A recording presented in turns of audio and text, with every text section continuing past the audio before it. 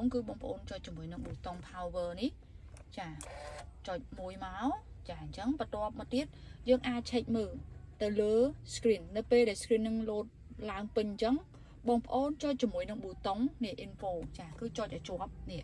info ní chả trắng bên phí đó cứ cho lại nè cho để chụp nó bông ôn cho để chụp srope tại mũi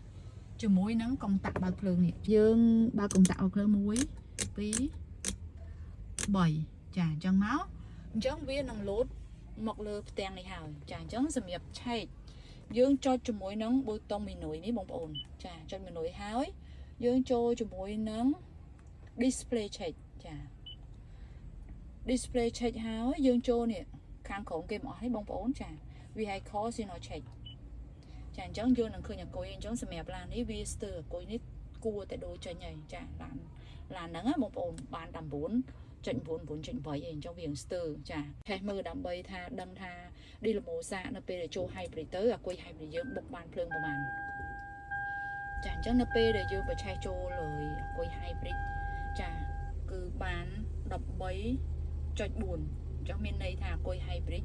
អត់បញ្ហាទេចាគឺនៅល្អដូច្នេះបងប្អូនអាចចង់ដឹងពីវិធីសាស្ត្រនៅក្នុងការឆែកមើលបងប្អូនមើលហើយបងប្អូនអាចលួចតេស្តមើលឡើងខ្លួនឯងបាន